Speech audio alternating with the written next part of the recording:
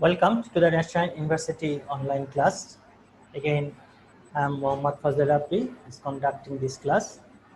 I'm Assistant Professor, Department of English, Government Casey College, Chennai. My dear student, this is my last class with you regarding this course, English Writing Skills. And this is my lecture number 10. In this lecture, I would like to discuss about various forms of writing like memo, notes, press release, and minutes. So first of all, I would like to start my lecture with this form of communication or this form of writing, that is memo. So first of all, I would like to start with a basic question. What is a memo? A memo is actually short for memorandum. It's the short form of memorandum. The word is memorandum. Full word is memorandum, and is the short form is memo. It is popularly used or commonly used as a memo, but the full form is memorandum. It is one of the most used means of official communication in the business world. In the business world, this form of communication, official communication, is mostly used, most commonly used. Of course, there are some certain reasons why this form of official communication has become so much popular over the period of time. I will also discuss it in the later part of my class. First of all, just for your acknowledgement, I just here it is written that it is one of the most used means of official communication in the business world. Business is not just for business, in any official institution, government, non-government, or anything. This form of communication, official communication, is used. Its main purpose is to serve as a reminder or give some instructions. So you can ask, what's the use of it? Why we use memorandum as our official communication?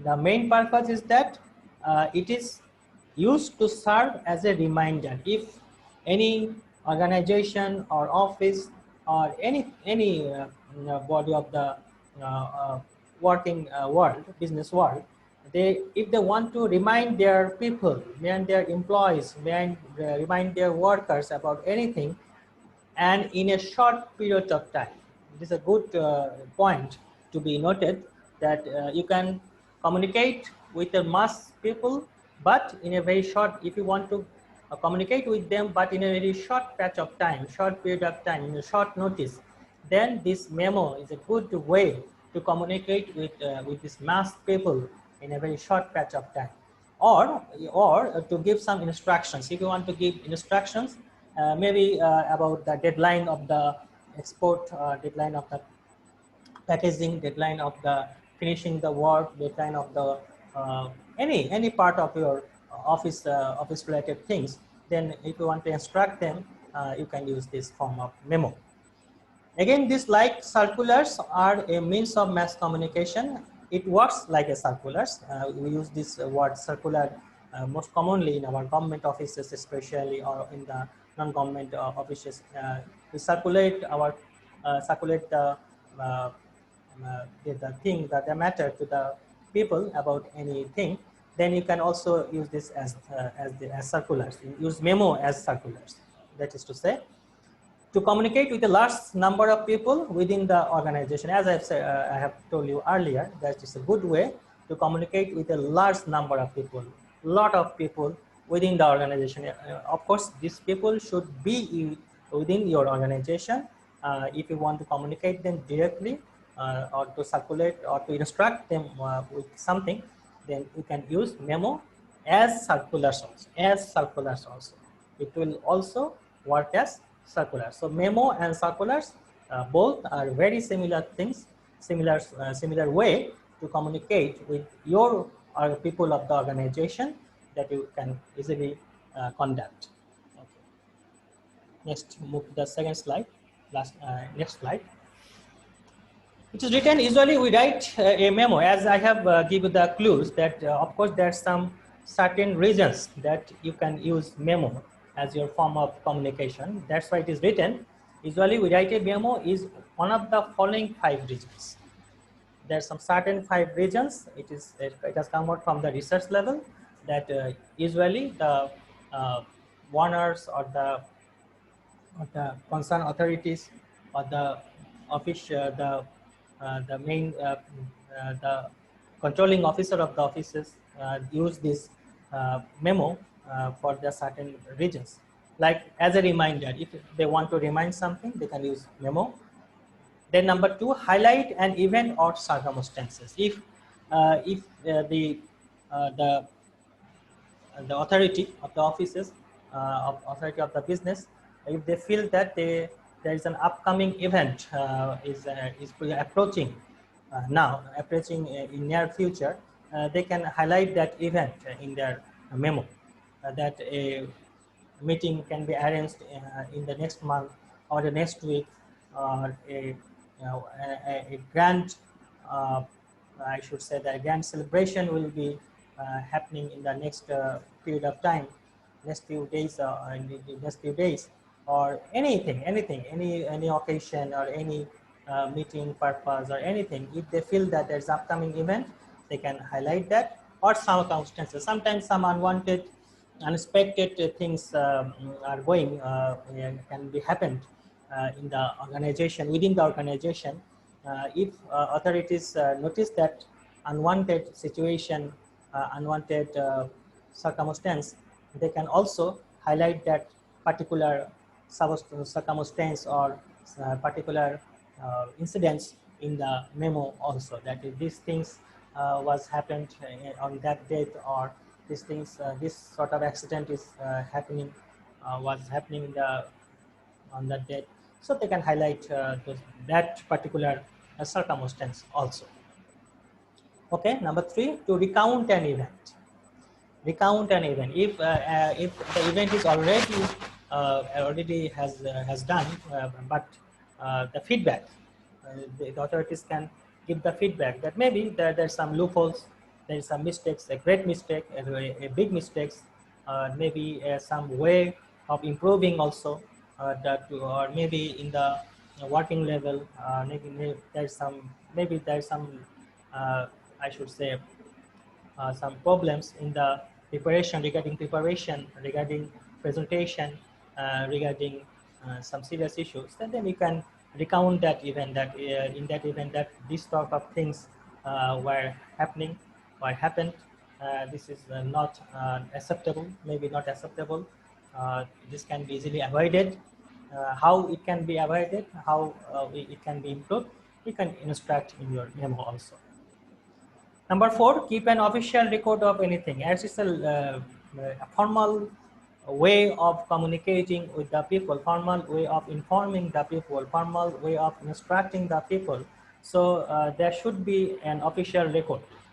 It should be kept. It should be kept. It can be kept as an official record of anything, any circumstances, for any events, for any moments, for anything. You can also keep it as an official record for your future references. This is the word, corporate word, for your future references. You can keep an official record of any memo of anything.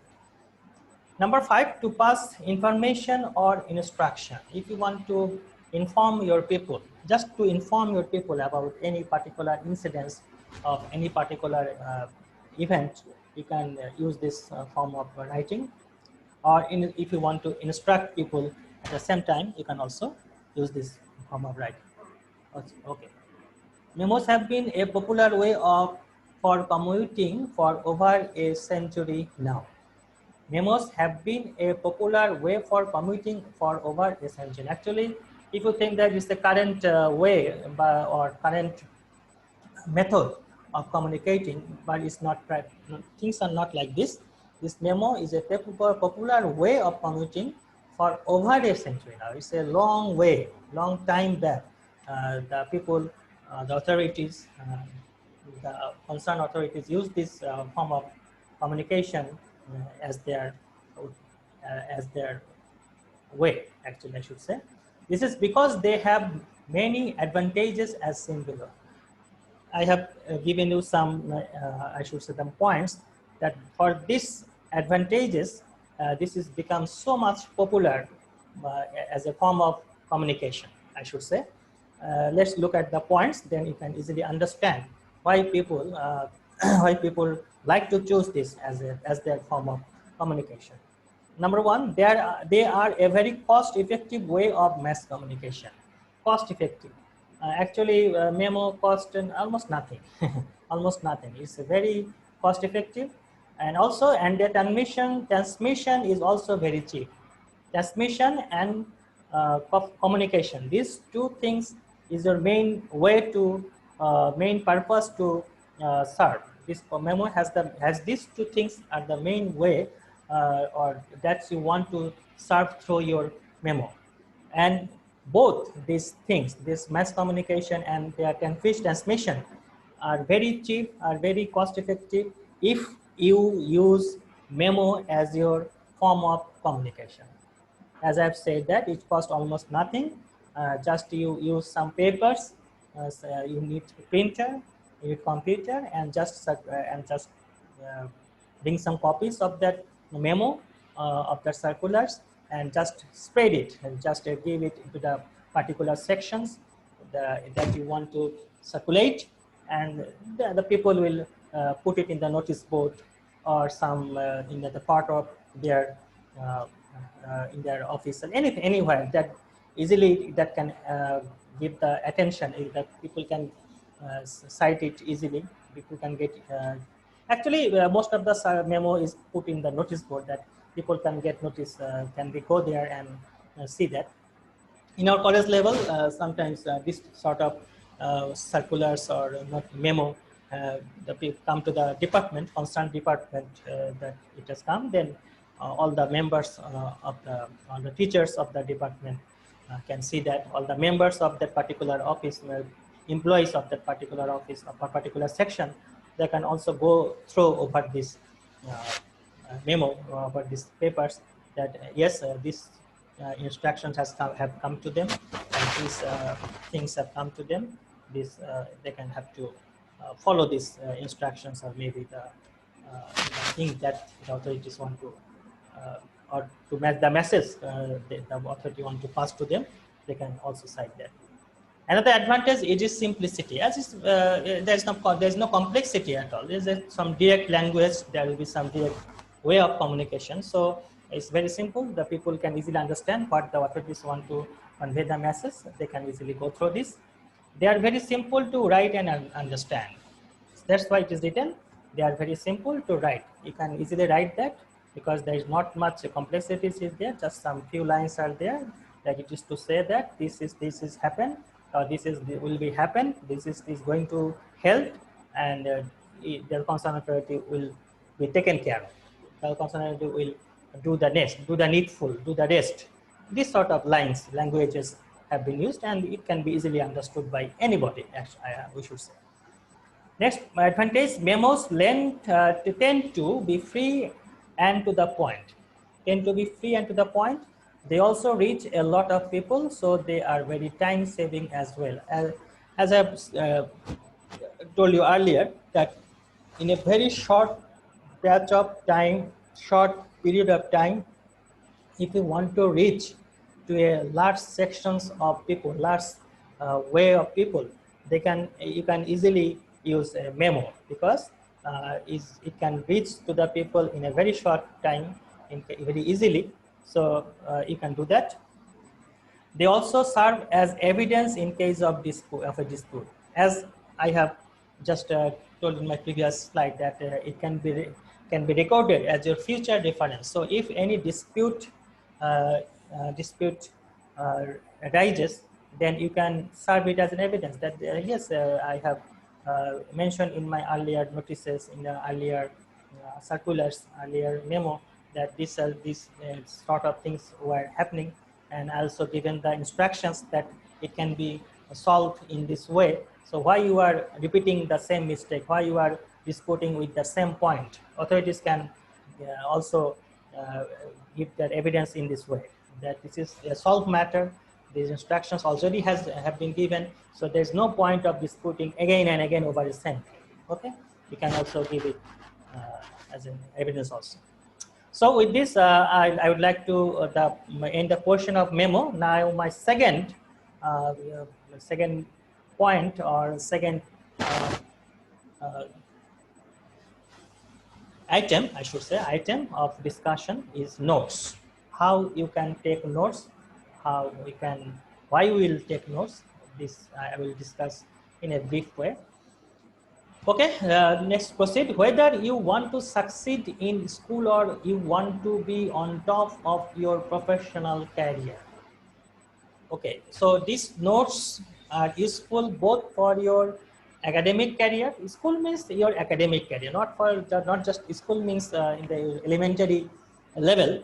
In any form of your education system, if you want to get success, or you want to be on top of your professional career. In your professional career, if you want to get the top of your goal, if you want to reach the top of the position, then what you can do, effective note taking is a valuable skill. Then your note taking skill can be proved as a very valuable skill for what? For retaining and recalling information. Retaining and recalling, both things. Retain means it can be recorded, it can be recorded, it can be retained, it can be kept with you. That in that meeting I have heard, I have come to know about these valuable points, so I have kept it for my own interest to keep it as a record, that I can also use this or that information for my future, any of my future works, any of my future project. So it can be a good idea for retaining and also recalling it. That we are so much busy with many things. In every day, we face new challenges, new things, new words, new language, new prospective things.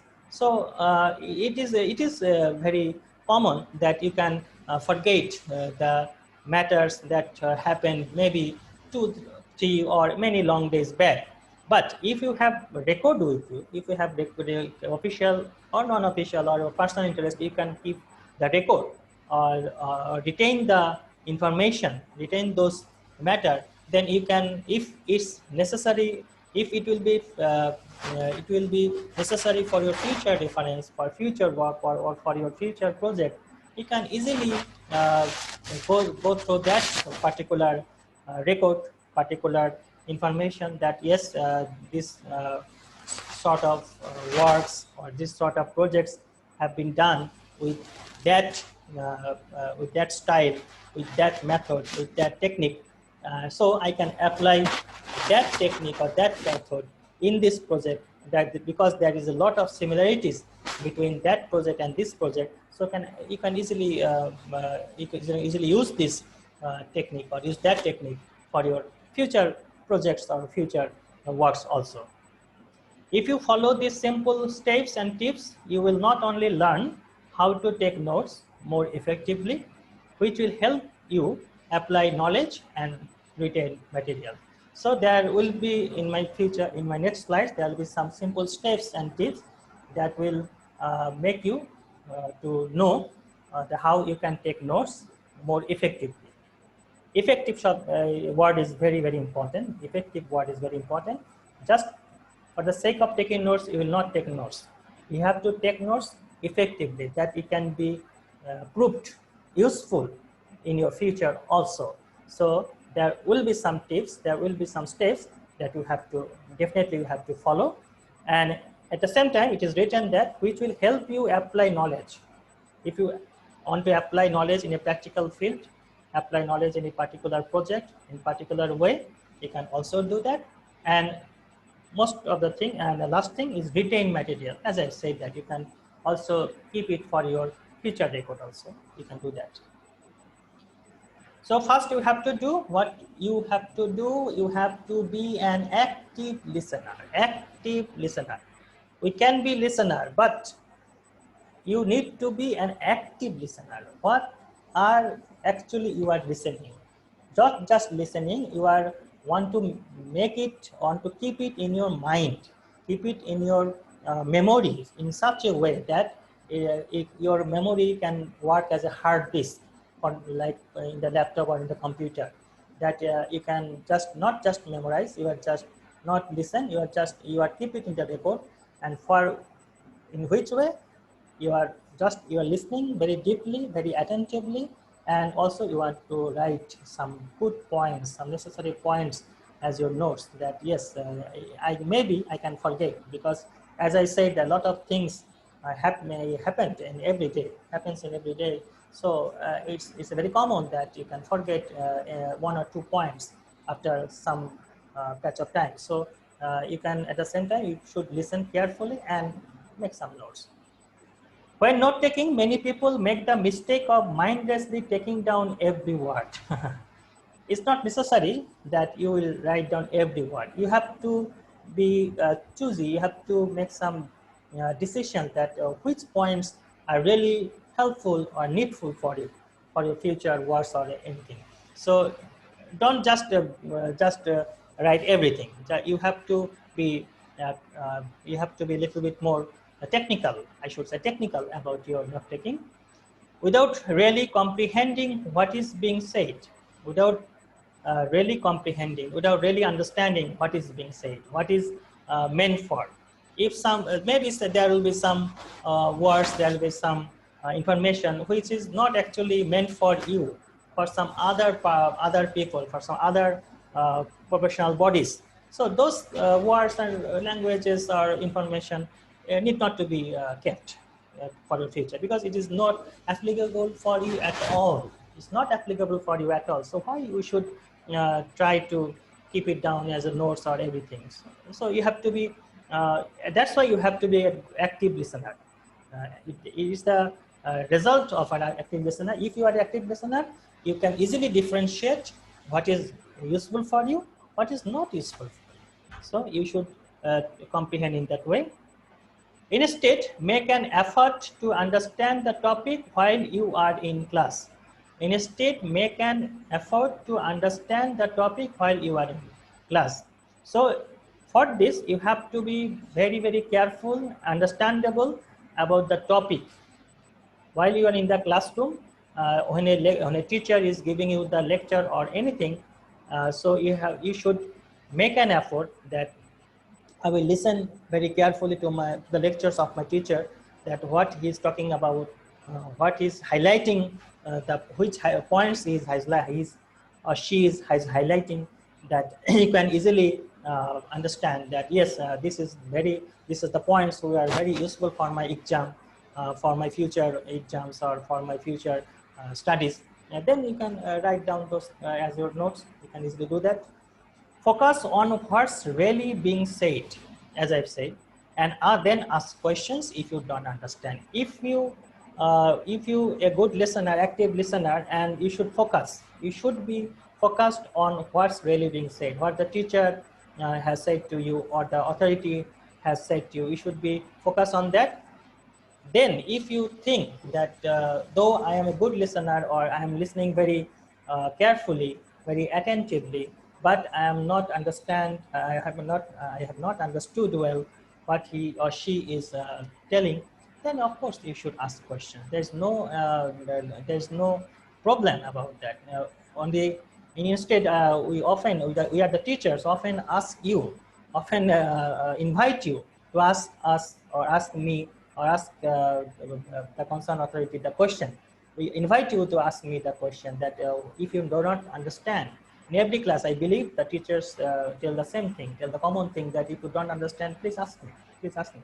But if you are not listening at all, certainly you feel that, oh, what's going on? I have listened nothing. Then you have suddenly start asking questions. This is not the way. This is not the way. You first have to listen very carefully, attentively, then you should try to ask questions. Don't be afraid to ask questions. This is the problem most of our students, that they feel fear that if I ask questions, the teachers may feel bad, or they feel embarrassed or something. No, this is not the case. When you come across something you don't understand, don't just jot it down and tell yourself that you will worry about it later. If you feel that if I do not clear this matter now, if I'm not solving this matter now, then I will fall into trouble. I will feel trouble in the later of my studies.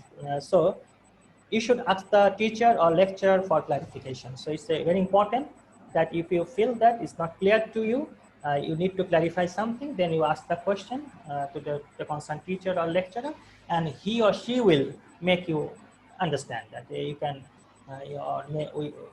from his or her take information, or from his or her lecture, he can easily go through the information and jot it down. Then if you are clear, if you are if you can understand easily, then you can understand properly, then you will jot it down and record it or keep it for your future.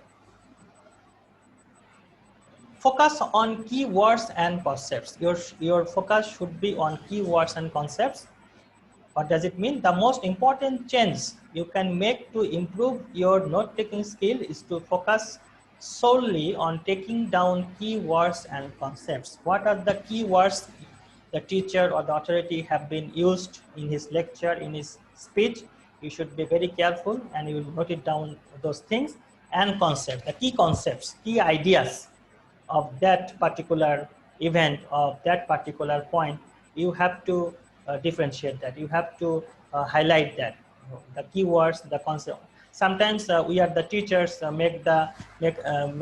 write 3 or 4 sentences, then we underline some or highlight some portion of that, I should say the portion of that lines or portion of that lecture, that these lines are very important, these words are very important, these are the keywords you can use in your exam. We oftenly tell you that. So you should have to realize that which keywords the teacher want to highlight, which keywords the teacher want to explain to them, which key concepts they are talking about. So you should be very much focused on that particular thing. Then you can take your notes easily or effectively. Okay, make your notes visually appealing. This is important. This is important. You will be reluctant to go back and study your notes if they are messy, disorganized, and difficult to read. Not take the notes for the sake of taking notes. You should take notes in this way that in future you can use this. Simple is this. Simple is like that. You should have to be very clear, very flexible. The legibility should be there. Concept should be clear. The words should be clear. Languages should be clear, that you can easily understand, or you can easily use it for your future study. If you have written in a very disorganized way, difficult way, messy way, so it is sure that later you will you yourself will not feel interest to read it again, because it's not clear, it's not understandable. So you should not do that. So it's important that they look nice. So it's the last word, nice is the key word, that whatever you write, whatever question you have written, whatever question you try to write down, you should write it in an organized way, nice way, easy way, that it can be helpful for your future. Take notes from your textbook. How you can take notes from your textbook? After a class or lecture, you may want to supplement your notes with information from a textbook. Yes, it's very obvious that if after the class, you may want to add something, information, some extra information from your textbook. You can do that. So for this, you have to read the text thoroughly from start to finish. So if you want to add something, your foremost duty, the main duty, to start reading the book, the concerned textbook again, not just to read. You have to read that from start to finish. You have to make the full concept clear from your mind, that yes, I have understood the beginning and ending of this text. So and now you can insert some additional words, information, languages between your notes that you have taken in the class or in the meeting, anything. Then you can do that if you read the text thoroughly, I should say. Okay, with this, I would like to conclude my lecture on taking notes. Now come to the third item of today's class, that is press release. Press release. This is very commonly known word, I should say. If you a good, I should say, reader or good, if you watch television, I should say news on television or news on newspaper, read the news on newspaper, you can I feel, I believe you are very much acquainted with the word press release, I should say. So what is that? Some claim that this press release is there. Some people feel that press release is not a very active thing nowadays, not a very crucial thing nowadays. If it's so, if it's so, it is they correct? Are they correct with that concept? Let's see. They say it's boring, targeted to a wrong group of people, or just way to promotion. Those people who think a press release in a negative way, or they think the press release is dead, they oftenly say that it's boring. It's nothing new in it, nothing exciting about that, or they feel they're targeted to a wrong group of people. Actually, whatever they want to say, or the people they are targeted, maybe they are they are chosen. They have chosen the wrong sections of people. They have chosen. They have not chosen the right section of people. Yeah, they feel in this way, or just way too promotional. Reality is not much there. Just they want to promote their products or promote their promotion or something like this. But is it always the case? That's just the question that I have also asked. Is it always the case? Is it every time these sort of negative things happen? Before we dispel some of these myths, let's start with defining what a press release is. Before you want to define what is press, define or dispel some of these myths, the negative myths, the negative concepts about press release. First of all, we want to define what a press release is and what it really does. Okay, let's see. The whole idea behind the press release is communication. Again, it's a form of communication. It can be written, recorded, or even shown. This press release can be written, it can be come to us as a written form, come to us as a recorded form, or come to us even just as shown, just from the picture or something like this. The form doesn't matter as long as it's effective. If it's effective, the form, actually you don't have to be worried about the form, whether it is written or recorded or even just shown. It is a tool made to announce something that is newsworthy in the most objective way possible. Actually, you feel that this item or this matter is something that is newsworthy, can come to the news, can come to the media, I should say, can come to the media, but in the most objective way possible. This is you just promote, I should say, just write it down, or you are just recorded it, or you just want to show that this is the thing that we feel we have to we have to portray, or we have to promote, or we have to give it to the news media or print media or electronics media, that people can easily understand what the reality is, what the real feature or the real scenario of that particular event. If they feel they can use it as press release, that it can come to the media and people can easily understand what's their position, what's their statement about that or this particular event. The whole purpose of a press release is to get coverage. As I've said, they want to get coverage and get noticed by a target audience. Or that means it is very clear from this sentence, I believe, my dear student. The whole purpose of press release is to get the coverage, get the scope, I should say, to the media, and also at the same time it should be get noticed by a target audience, that particular section of audience they are targeting, that they should know the reality, they should know the fact, they should know the position, they should know their stand about anything. The press release can be a good way to get that notice, to get that notice from that particular targeted people, or to get coverage as well from the media. When writing a press release, it's important to start with basic questions like who did what. The basic question that they have to answer: who did what, when and where it happened. This should become on the press release. What it was for, etc. These basic questions should come, and they have to answer that question. Keeping this from makes it easier to judge whether the material is newsworthy or not. If you answer those W, I should say W's, then the media or the people who are will see this, actually go through this press release, they will judge that the material uh, is is newsworthy, is meant for news at all or not. It is for media. It is applicable for this, for get the media attention or not. It will make it clear. If it's not, without any media attention, it will just get lost in the world. As a lot of things are happening in our country, a lot of things are happening in the country at the same time.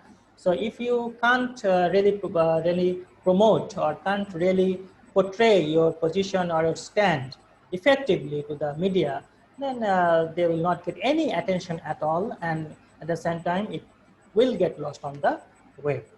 A lot of things as is going on, so will not be get noted by anyone. The press release is supposed to be kept simple and short. So make it effective. First of all, you have to keep keep it simple and short, and preferably in a form that allows copying and pasting. That you will do everything. You will do whatever a news media or any print media or electronic media want to get. If the materials are already kept in that press release, then we'll just they make copy and paste. Journalists are always busy, and if they have to read and edit text that is too long, right? Journalists don't like to do much with that press release.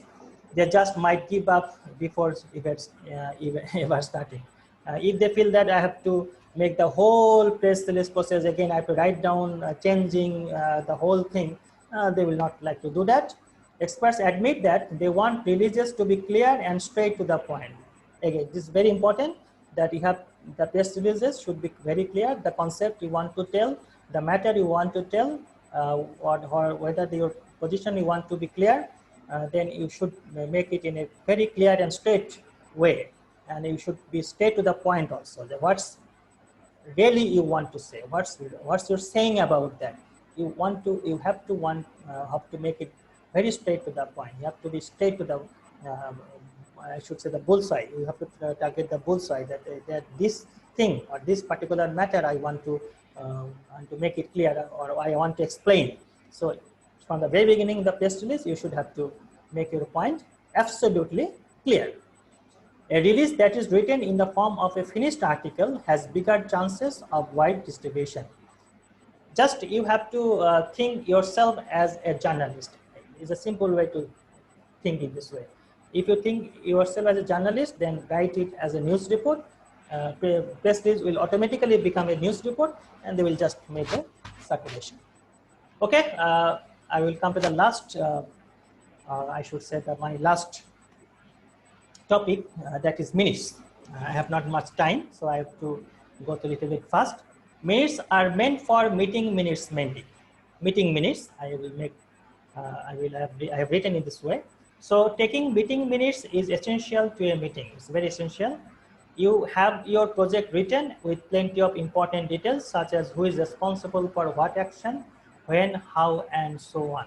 It all can come through the meeting that you have to keep the record.